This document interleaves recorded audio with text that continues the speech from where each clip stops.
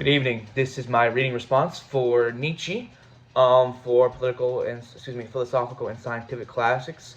Real quick, we're critiquing a lot of his work, a lot of variety of his work. But real quick, a little bit in info. Friedrich Nietzsche, around the 1800s to 1900s, is a German philosopher. He's big on philosophy, polemic style, all type of stuff, and he challenges, big thing is challenging traditional morality, truth claims, and especially the Christian ethical framework, explores human psychology, values, and the creation of meaning. Again, late 19th century European intellectual context is very critical of religion, morality, and modernity. It's coming to get us this of a pre-modern, modern world. I guess is around the epistemic turn, maybe after, if I can remember. And they're questioning everything. And in his works, all this summarizes readings, real quick, truth and a lie and extra moral sense. He argues that truth is a human construct. Humans create concepts for survival, not objective reality.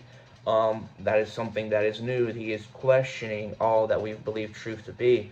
In his work, Human on All Too Human, he explains morality and culture as a historical procedure of human psychology created in our brain. In his work, The Gay Science, he introduces the idea of the death of God, the emergence of nihilism, and the need for re-evaluating values, that our values have failed, the church has failed, and we need new ones. That's his take. That's not, again, what I don't believe.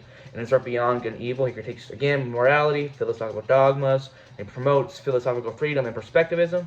That idea right there, philosophical freedom, perspectivism, has creeped into the church a lot when it comes to interpreting the Bible, but that's another topic for another time. In his Genealogy of Morals, he traces moral values through historical evolution. He distinguishes between master and slave morality, stuff like that. And lastly, in Twilight of Idols, it's a huge critique of Christianity, again, conventional morality, and philosophical idols. That's the name of Twilight of the Idols.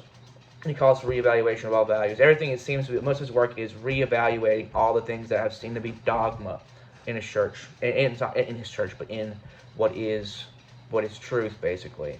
To identify key questions, he's asking, what is truth? What is the origin of moral values? Are traditional moral frameworks justified? How do human instincts and power dynamics shape morality? His major claim is that truth is a human invention, not objective truth.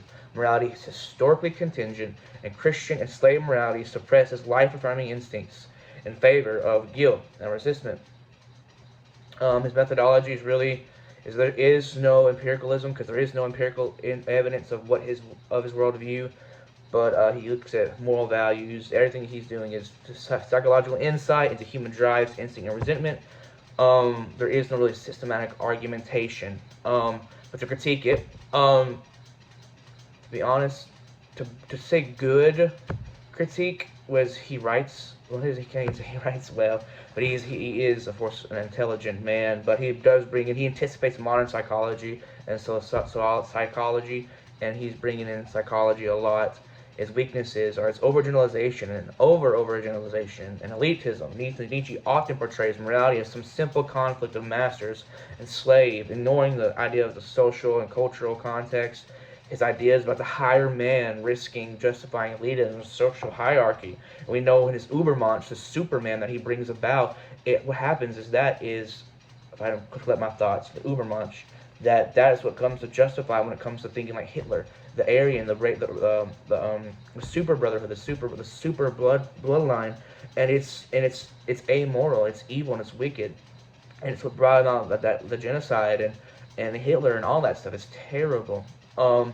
Again, there's lack of evidence. His self-created values may be inspiring to some. All of his notions of reevaluation are his. They're self-created. He doesn't operate. Suffocated and they're destabilizing. Most individuals cannot or do not operate without some shared moral framework. And again, the ethical ambiguity, like I talked about, that raises moral questions. If morality is contingent, what prevents immoral action? And Nietzsche does not provide a clear framework to avoid harmful behavior at all. And again, his potential misreading, I say misreading, but I think Hitler's the Übermensch he was writing about is the slippery slope, but the dominoes falling lead perfectly to Hitler. So My approach to Nietzsche is I don't like him. I'm not a fan of him. I think that his ideas are evil, wicked, and I think C.S. Lewis murders them. Well, I'll use less language like that. C.S. Lewis demolishes his ideas when it comes to the abolition of man and handling the removing of dogma, the removing of morality, and imposing a new morality. C.S. Lewis does a good job in that. Thank you. This is my reading response.